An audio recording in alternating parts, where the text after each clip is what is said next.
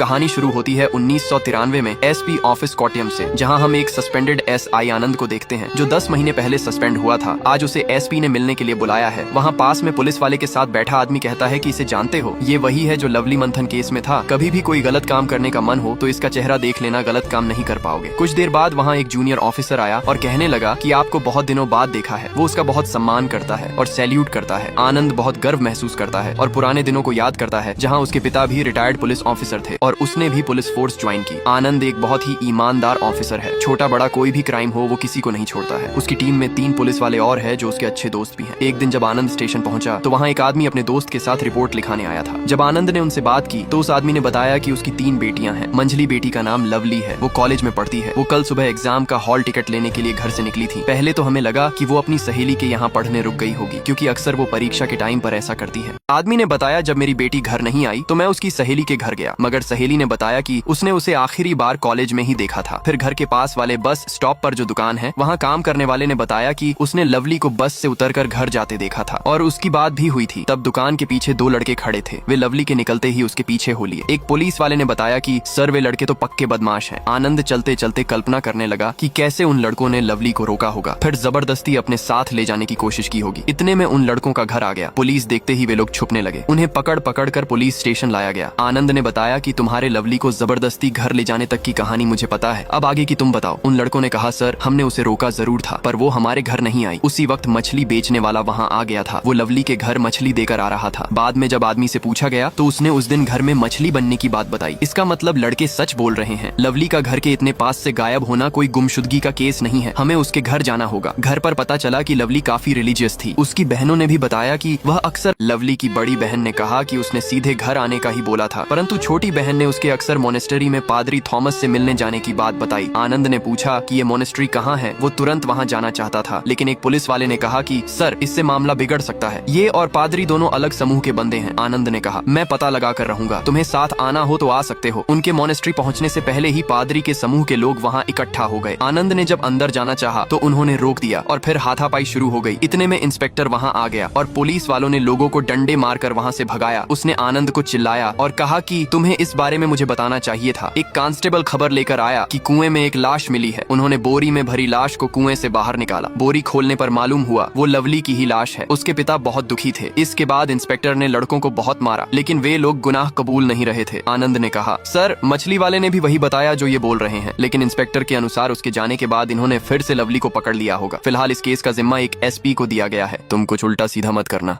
Case में ना होने के बाद भी आनंद ने अपनी इन्वेस्टिगेशन जारी रखी। उसने क्राइम सीन का अच्छे से मुआयना किया और एक क्राइम मैप तैयार किया। अगले दिन डीवाई-एएसपी ने चार्ज लिया और साइमन से कहा कि इस केस से आनंद को बहुत लाइमलाइट मिल रही है, ये हमें ही सॉल्व करना पड़ेगा। वो दोनों लड़के बहुत अमीर घर के हैं और मेरी पहचान के हैं, उनको पकड़ के कोई फायदा नहीं है। हम क्रिश्चियन हैं, इसलिए ये केस हमें दिया गया है ताकि कोई दंगे फसाद ना हो। आनंद एसपी के पास पहुंचा और कहा कि मुझे तुम्हें अकेले में कुछ बताना है। आनंद ने मैप के जरिए समझाया कि जिस कुएं में लवली की लाश मिली है वो उन लड़कों के घर से 500 मीटर की दूरी पर है। वही दूसरी और जो खाली कंपाउंड है उसके पास भी एक कुआं है जो उन लड़कों के घर से मात्र 200 मीटर की दूरी पर है। अगर उनको लाश फेंकनी होती तो पास वाले कुएं में फेंकते, और अभी लाश जिस कुएं में मिली है वो मोनेस्ट्री का हिस्सा है, इसलिए अगर चर्च के फादर थॉमस से पूछताछ करेंगे तो हमें बहुत मदद मिलेगी। इतना सुनने के बाद एसपी ने भड़कते हुए कहा तुम ज्यादा अपना दिमाग मत लगाओ, ये मेरा केस है, इसका फैसला मैं करूंगा, और अगर टांग अड़ाने की कोशिश की तो इस वर्दी के साथ तुम्हें जला दिया जाएगा और मैं भी कुछ नहीं कर पाऊंगा। अगले दिन डॉग स्क्वाड को बुलाया गया। कुत्ते को लवली के कपड़े सुंघाए गए। पहले तो वो उन लड़कों के घर के सामने भौंकने लगा, फिर सभी को मोनेस्ट्री ले गया। आनंद की बात सही निकली। उसके बाद वो सभी को पास में ही रहने वाले सहदेवन के घर ले गया। सहदेवन एक अपराधी हुआ करता था। गांव वाले बताते हैं कि वो अब सुधर गया है। उसके बाद आखिरी में कुत्ता सभी को जंगल में एक जगह ले गया। एक हवलदार आकर कहता है कि यहाँ भी कुछ नहीं मिला, लेकिन आनंद ने कहा कि यहाँ की घास दबी हुई है, इसका मतलब यहाँ से किसी को घसीट कर ले जाया गया है। लेकिन एसपी कहता है कि तुम्हारी ड्यूटी तो स्टेशन में है ना, तो वहाँ जाओ और जाते वक्त हमारे लिए किसी अच्छी होटल से 2 चिकन बिरयानी लेते जाना। उसके बाद एसपी बताता है कि जिस दिन लवली की हत्या हुई उस दिन फादर थॉमस काउंसिल मीटिंग में गए हुए थे और देर रात तक वहीं थे, इसलिए तुम मोनेस्ट्री के अंदर जाने की अपनी खुजली को बंद कर दो और उस मछली वाले और अखबार वाले का जितनी जल्दी हो सके बयान लो। अगले दिन एसपी ने सभी को बुलाकर एक कपड़ा दिखाया और पूछा कि इस कपड़े को पहचानते हो क्या। तभी मछली वाला कहता है कि साहब मैंने ऐसा ही कपड़ा सहदेवन के घर देखा था जब मैं मछली बेचने गया था। उसके बाद पुलिस सहदेवन के घर पहुंची। सहदेवन ने बताया कि वो लुंगी उसकी ही है, उसने सूखने के लिए डाली थी, लेकिन वो चोरी हो गई है। लेकिन साइमन उसे पीटने लगा। सहदेवन कहता है कि मैं अब इज्जत की जिंदगी जी रहा हूँ, दूसरे के केस में मुझे मत फंसाओ। लेकिन पुलिस उसे पीट पीट कर ले गई। आनंद जानता था कि असली कातिल कोई और ही है। सहदेवन को थाने ले जाकर बहुत पीटा गया, लेकिन वो इसी बात पर अड़ा रहा कि उसने कुछ नहीं किया। इधर लवली का अंतिम संस्कार किया गया। उसी रात को लवली के पिता माथन अपने दोस्त के साथ आनंद के घर पहुंचे और बोले कि मुझे सहदेवन के बारे में पता चला। मैं उसको उसके बचपन से जानता हूँ, वो हमारे परिवार के साथ कभी गलत नहीं कर सकता। इस पर आनंद ने कहा कि आप इतने यकीन के साथ कैसे कह सकते हैं, इंसान का दिमाग तो कभी भी बदल सकता है। माथन ने बताया कि मेरे दोस्त ने लवली को मॉनेस्ट्री के अंदर जाते हुए देखा था। उसने रोते हुए कहा कि सिर्फ नाम के लिए किसी को मत पकड़िए, जो असली कातिल है उसे सजा दीजिए। उसके बाद आनंद ने ठान लिया कि वो अब खुद ही इस केस की छानबीन करेगा। दूसरे दिन आनंद फॉरेंसिक एक्सपर्ट के पास पहुंचा। उसने कंफर्म किया कि सहदेवन के घर से कुछ चूड़ियों के टुकड़े और मोती मिले हैं, लेकिन जोर जबरदस्ती हुई है तो स्किन टिश्यूज भी मिलना चाहिए था। फॉरेंसिक एक्सपर्ट ने बताया कि अगर तुम्हें सबूत इकट्ठे करना है तो तुम्हें मॉनेस्ट्री के अंदर जाने का कोई रास्ता ढूंढना ही होगा। उसी रात एक चोर मॉनेस्ट्री का दरवाजा तोड़कर अंदर घुसा और कीमती सामान चुराने लगा। कुछ गिरने की आवाज से फादर थॉमस की नींद खुल गई और उन्हें देखकर चोर भाग गया। अगले दिन आनंद उसी चोर को फॉरेंसिक टीम के साथ लेकर मॉनेस्ट्री पहुंचा और कहा कि हमने इसे रात में ही पकड़ लिया था। फादर थॉमस ने कहा, हमारा सामान हमें वापस मिल गया है, वही काफी है, हमें कोई कंप्लेंट नहीं करनी है। आनंद ने कहा, इसने गुनाह कबूल किया है, इसलिए केस तो बनता है, हमें इसके साथ अंदर जाकर सबूत इकट्ठे करने होंगे। उसके बाद फॉरेंसिक टीम अंदर चली गई और सैंपल लेना शुरू कर दिया। उन्हें किचन से स्किन टिश्यूज, चूड़ी के टुकड़े, कुछ बाल और फिंगरप्रिंट मिले। फॉरेंसिक टीम ने उन्हें लेब में अच्छे से जांचा और आनंद को बुलाकर बताया कि इसमें अब कोई शक नहीं है कि जिस जगह लवली की हत्या हुई वो सिर्फ मॉनेस्ट्री ही है। फिंगरप्रिंट, बाल, स्किन टिश्यूज सब लवली के ही है। इसके बाद आनंद ने एक रिपोर्ट तैयार की और एसपी को सौंपते हुए कहा कि मैंने प्रोटोकॉल तोड़कर ये फाइल तैयार की है। इसे पढ़ने के बाद आप जो भी सजा देंगे मुझे मंजूर है। मैं आंखों के सामने सच को अनदेखा नहीं कर सकता। उसके बाद एसपी ने फाइल को अच्छे से स्टडी किया। आनंद पुलिस फोर्स के साथ मॉनेस्ट्री पहुंचा और फादर थॉमस से कहा कि तुम्हें हमारे साथ स्टेशन चलना होगा पूछताछ के लिए। उसके बाद सीनियर ऑफिसर को बुलाया गया। फादर थॉमस वहीं बैठा हुआ था। लेकिन ये क्या, लवली की बहन ब्लेसी वहाँ क्या कर रही है? ऑफिसर ने पूछा। तुम इस तक कैसे पहुंचे? क्या यही कातिल है? तभी आनंद ने बताया कि जहाँ लवली की लाश मिली थी वहाँ एक आदमी और एक औरत के हेयर सैंपल मिले थे, लेकिन वो लवली के नहीं थे क्योंकि बालों में कलर किया हुआ था और पूरे गाँव में ब्लेसी ही ऐसी लड़की है जो बालों में कलर करती है। बाद में वो सैंपल मैच भी हुए। उस आधार पर हमने ब्लेसी को अरेस्ट किया। आगे एसपी ने बताया कि जिस रात लवली की हत्या हुई उस रात मॉनेस्ट्री में एक बिन बुलाया मेहमान आया था। दरअसल वो फादर थॉमस की बहन एलिजाबेथ का बेटा डेनी है। अगले दिन जब फादर काउंसिल मीटिंग के लिए गए तब डेनी अकेला ही था। तब उसने अपनी गर्लफ्रेंड ब्लेसी को मिलने बुलाया। उन दोनों में प्यार था, लेकिन जब उसने घर जाने के लिए जैसे ही दरवाजा खोला सामने लवली खड़ी थी। दोनों उसे देखकर घबरा गए। लवली वहाँ से जाने लगी, लेकिन ब्लेसी ने उसे रोका और कहने लगी कि मुझसे गलती हो गई, प्लीज घर पर मत बताना। लवली ने कहा, ये कोई पहली बार नहीं हो रहा है, मैं बस अपनी आंखों से देखना चाहती थी। डेनी ने भी उसे समझाना चाहा, लेकिन लवली ने कहा कि तुम्हें शर्म आनी चाहिए, तुम तो इस साल प्रीस्ट बनने वाले हो ना।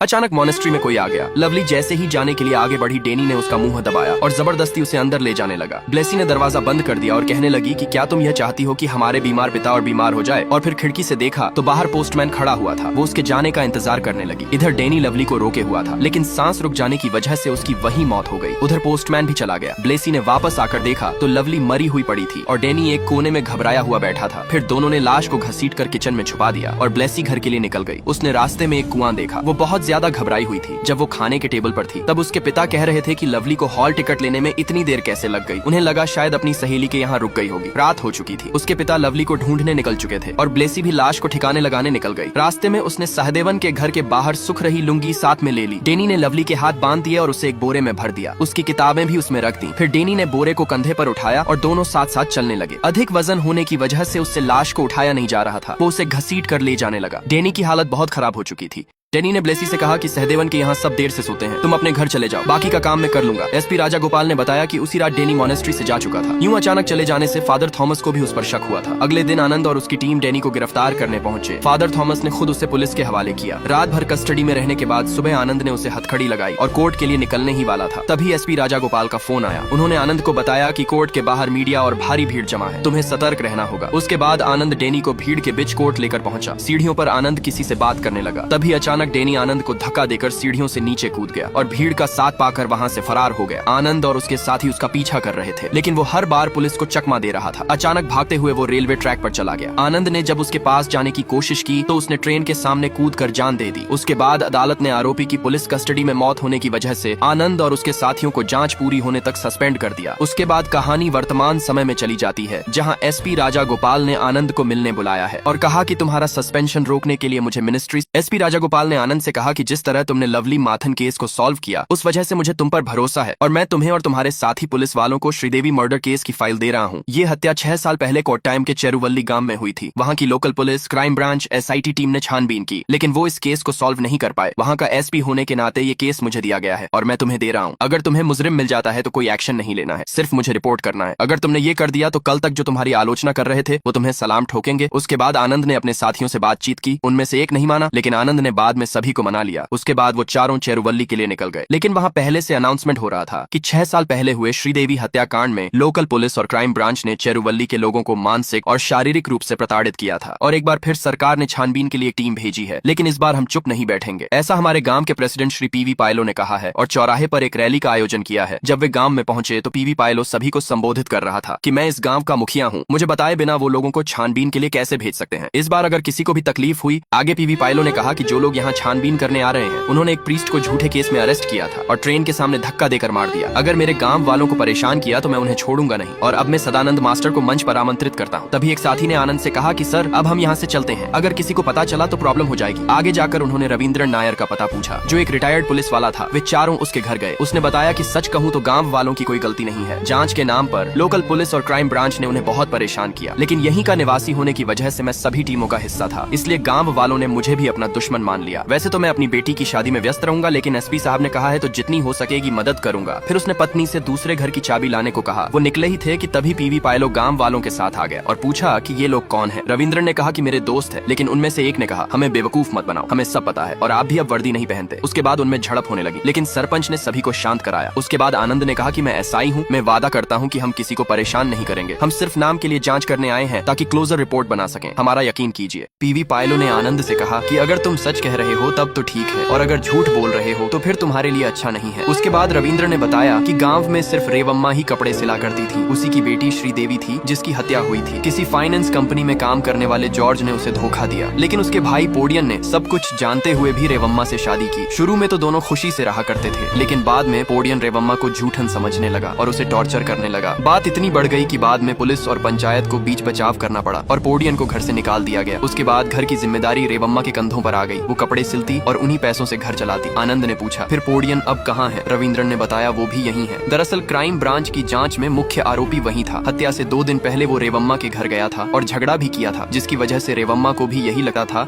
कि उसी ने श्रीदेवी को मारा है। उसके बाद सभी रविंद्रन के दूसरे घर आ गए। उसके बाद सेना ने पूछा फिर आगे क्या हुआ? रविंद्रन ने बताया मनोरमा, मंगलम, मनोराज्यम, यही सब मैगजीन वो पढ़ा करती थी। सच कहूँ तो बहुत ही सीधी लड़की थी श्रीदेवी। रविंद्रन ने बताया कि उसकी खूबसूरती की वजह से चेरुवल्ली के कई लड़के श्रीदेवी के पीछे लगे हुए थे, लेकिन उनमें सबसे आगे था सुधाकरण की वाइन शॉप में काम करने वाला एक लड़का सेतु। वो उसे देखते ही खुश हो जाता था, लेकिन कोई भी लड़का हो, श्रीदेवी ने किसी पर ध्यान नहीं दिया। लेकिन सेतु उन सब में अलग था। वो श्रीदेवी से दिलोजान से मोहब्बत करता था, लेकिन माँ से हुई बेवकूफी श्रीदेवी को मंजूर न थी। उसकी सहेलियों ने बयान दिया कि उसने कभी प्यार न करने की कसम खाई थी। उस रात रेवम्मा ने श्रीदेवी से कहा कि दिन भर ये घटिया नोवेल पढ़ती रहती हो, कभी एक हुक या बटन लगाने में मेरी मदद नहीं करती हो। बस वही रात श्रीदेवी की आखिरी रात थी। उसने एक लेटर लिखा, मेरी प्यारी माँ, मैं जा रही हूँ उसके साथ जिससे मैं प्यार करती हूँ। मैं यहाँ अब और नहीं रह सकती, मैं जहाँ भी रहूंगी खुश रहूंगी। सुबह जब मैं ड्यूटी से लौट रहा था तब गांव के एक व्यक्ति ने मुझे बताया कि पारण गोदन पिल्लई के खेत में एक लाश मिली है। शायद वो रेवम्मा की बेटी श्रीदेवी की लाश है। मैं वहाँ पहुँचा और गाँव वालों से बात की। आखिर ये किसने किया होगा? अगले कुछ दिनों तक हमें सोने का भी टाइम नहीं मिला। फिर वहाँ CI साहब पहुँचे। उन्होंने CI ने पूछा कि सबसे पहले लाश को किसने देखा, उसे बुलाओ। फिर गोविंदन को बुलाया गया। CI ने पूछा तुम कांप क्यों रहे हो, कहीं तुमने तो ये नहीं किया? और कहा कि इसे ले जाओ और पूछो कि ये इतना कांप क्यों रहा है। आनंद ने कहा उनकी जांच का यही तरीका था, वो इसी बात के लिए मशहूर थे। रविंद्र ने कहा ये कोई तरीका है क्या? उन्होंने तो गोविंदन को बहुत बुरी तरह पीटा, और सिर्फ उसे ही नहीं, सेतु और श्रीदेवी के आसपास रहने वाले सभी लोगों को पीटा, यहाँ तक कि इस गांव के मुखिया को भी नहीं छोड़ा। क्या तुमने उसकी पोस्टमार्टम रिपोर्ट को पढ़ा? आनंद ने कहा हाँ पढ़ा। जब उसकी हत्या हुई तब वो 3 महीने प्रेग्नेंट थी। रविंद्र ने कहा इस बात से तो पूरा गांव सदमे में था। श्रीदेवी का कभी किसी के साथ प्रेम नहीं था। आनंद ने पूछा कि फिर जांच पड़ताल का क्या हुआ? रविंद्र ने कहा जांच तो वही खत्म हो गई, लेकिन अगले ही दिन सरकार ने केस क्राइम ब्रांच को सौंप दिया। गांव में ही कैंप लगाया गया और श्रीदेवी के प्रेमी का नाम बताने पर 5000 का इनाम भी घोषित किया गया, लेकिन कोई फायदा नहीं हुआ। फिर क्राइम ब्रांच ने तय किया कि जिसने सबसे पहले लाश को देखा उसे ही दोबारा पूछताछ के लिए बुलाया जाए। तो मैंने उसी दिन गोविंदन को सुबह आने को कहा, लेकिन उसी रात उसने काजू के पेड़ से लटक कर अपनी जान ले ली। इसके बाद लोग भड़क गए। उन्होंने मशाल मार